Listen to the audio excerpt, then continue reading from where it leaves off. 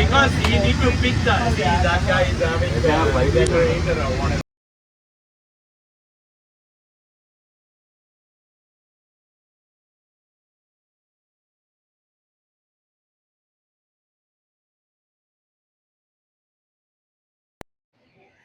എല്ലാവരും കാത്തിരിക്കുകയാണ്. നല്ല വെയിലുണ്ട്. ഇതാണ് നമ്മുടെ അവസ്ഥ. പക്ഷെ നമുക്ക് ഇതിൽ നിന്ന് ഇറങ്ങാൻ പറ്റത്തില്ല കേട്ടോ.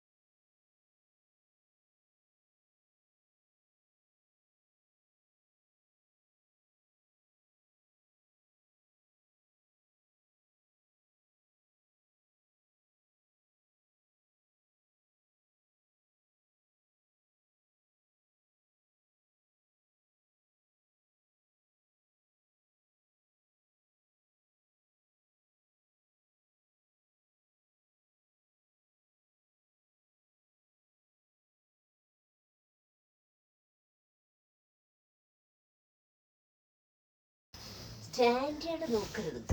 അയ്യോ. അപ്പം നമ്മൾ ഫ്ലൈറ്റ് എടുത്തു കഴിഞ്ഞ് എല്ലാവരും ആകാംക്ഷയോടെ കാത്തിരുന്ന ഒരു രംഗമായിരുന്നു.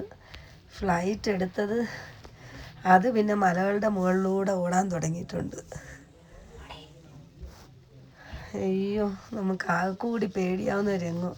കാരണം നമുക്ക് പൈലറ്റിനെ കാണാം, അതിനകത്തുള്ള ആൾക്കാരെ കാണാം. ഒരു സായിപ്പാണെങ്കിൽ കണ്ണടച്ച് ആ സ്പോട്ടിൽ കണ്ണടച്ച് പ്രാർത്ഥിക്കാൻ തുടങ്ങി. ഇനി രസം ഇതൊന്നുമില്ല, ഇത് ഇയാളുടെ മുമ്പേ ഇയാളുടെ ഗൈഡ് ഇരിക്കുന്നു. അയാളുടെ ജീവിതത്തിൽ ആദ്യമായിട്ട് ഫ്ലൈറ്റിൽ കയറുന്ന കണക്ക് കണ്ണും പൊത്തിക്കൊണ്ടിരിക്കുന്നു. നമ്മളെ നോക്കിയാണ് ദൈവമേ ഇതെന്തോന്ന്. പിന്നെയാണെങ്കിൽ ഫ്ലൈറ്റിൻ്റെ ഒരു അവസ്ഥ, അതാണ് ഏറ്റവും ഭീകരം. അവിടെ എവിടെയും പാച്ചൊക്കെ പ്ലാസ്റ്റർ വെച്ച് ഒട്ടിച്ച കണക്ക്.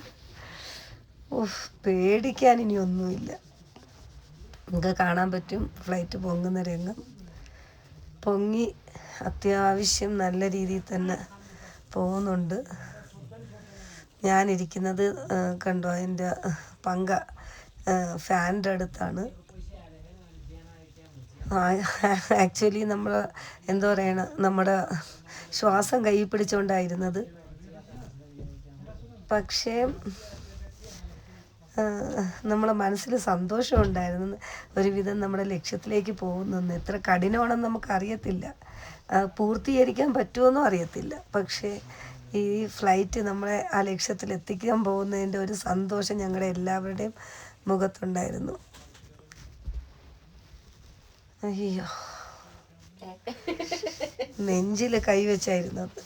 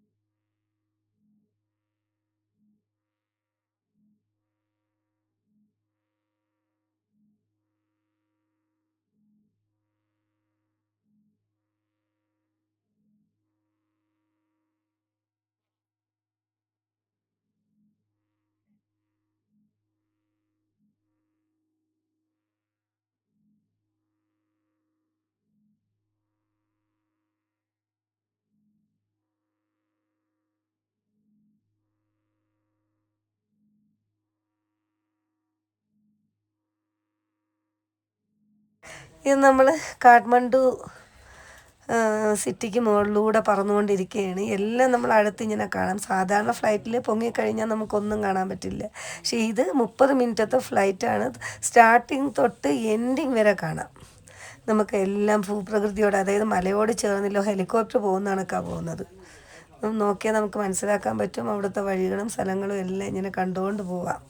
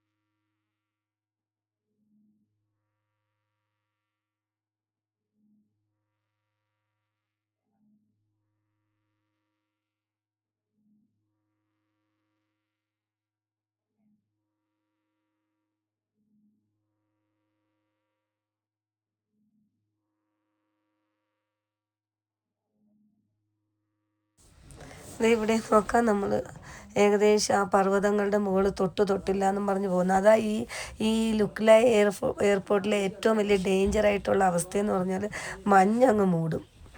ആ മഞ്ഞ് മൂടിക്കഴിഞ്ഞാൽ ഒന്നുമേ കാണാൻ പറ്റത്തില്ല. അപ്പോൾ ചിലപ്പോൾ അറിയാതെ കൊണ്ടൊന്ന് മൗണ്ടനിൽ തന്നെ ഇടിച്ച് കയറ്റേണ്ടി വരും. അതേപോലെ ഒരു അനുഭവം നമുക്കും ഉണ്ടായി. മൊത്തം മഞ്ഞ് മൂടി അതിൻ്റെ അകത്തിരിക്കുന്ന ആൾ ദൈവമേ എന്നൊക്കെ വിളിക്കാൻ തുടങ്ങി. പിന്നെ സജിതയാണെങ്കിൽ പൈലറ്റിൻ്റെ തൊട്ട് ബാക്കിൽ പിന്നെ സീറ്റിലായിരുന്നത്. അവൾ ഞെളിഞ്ഞങ്ങിരുന്ന് കണ്ടോ. ഈ മനുഷ്യൻ അപ്പത്തൊട്ട് ഇരുന്ന് ഉറങ്ങുന്നത്. ഞാൻ പറഞ്ഞില്ല, ഈ സായിപ്പ് ഇടയ്ക്ക് പ്രാർത്ഥിക്കുന്നുണ്ട്. എന്നാൽ എന്ത് ബ്യൂട്ടിഫുൾ സൈറ്റ് എന്നറിയാം. അവിടെ പർവ്വതങ്ങളെല്ലാം സ്നോ മൗണ്ടഡാണ്. പക്ഷെ പുള്ളിക്ക് അത് കാണാനുള്ള മാനസികാവസ്ഥയില്ല. പുള്ളി അപ്പം തന്നെ കണ്ണടച്ച് ഈ 30 മിനിറ്റിൽ പുള്ളി എന്തോ ഈ കണ്ണടിച്ചുറങ്ങുന്നതെന്ന് എനിക്ക് മനസ്സിലായില്ല. ആ സൈഡ് മൊത്തം ഈ സ്നോ മൗണ്ടഡാണ്, കാണാൻ പറ്റും നിങ്ങൾക്ക്. പക്ഷേ ഈ പുള്ളി ഇരിക്കുന്നുണ്ടോ, അയാളുടെ മുഖം നോക്കി. ഇയാളുടെ ഫ്രണ്ടിലാണ് ഇയാളുടെ ഗൈഡ് ഇരിക്കുന്നത്. അയാളുടെ അവസ്ഥ വളരെ ദയനീയമാണ്. ഇയാൾ മനുഷ്യർ, അയ്യോ, എൻ്റെ സൈഡിൽ അങ്ങനെ മൗണ്ടൻ കാണാൻ പറ്റുന്നില്ല.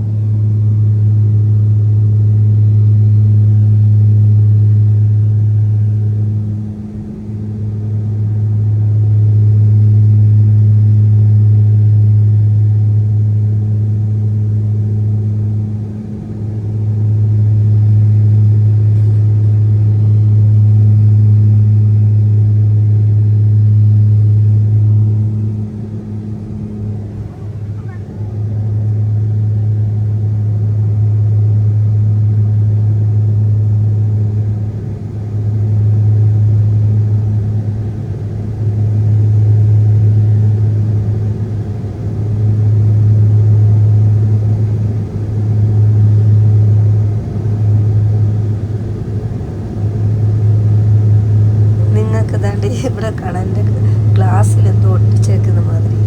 ഇതാണ് ഞാൻ പറഞ്ഞ അപ്പോഴും തൊട്ടേ ഒരു ചക്കട്ട പ്ലെയിനാണ്. ചക്കട്ട എന്ന് പറഞ്ഞാൽ ഒരു പാട്ട പ്ലെയിൻ, പാട്ട വണ്ടി. സോറി, ചക്കട്ടയല്ല, ചപ്പട്ട വണ്ടി.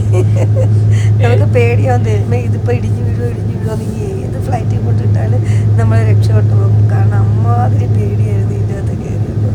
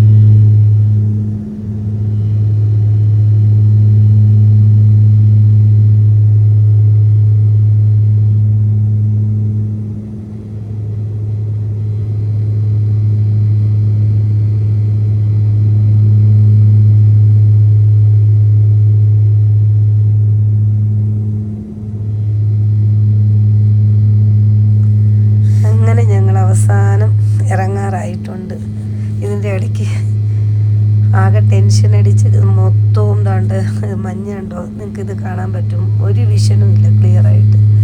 ആകെ ടെൻഷൻ അടിച്ച് എല്ലാവരും പ്രാർത്ഥിച്ചുകൊണ്ടിരിക്കുകയാണ് ഈ പൈലറ്റ് എങ്ങനെ ഇത് ഓടിക്കുമെന്നൊക്കെ ഓർത്ത്.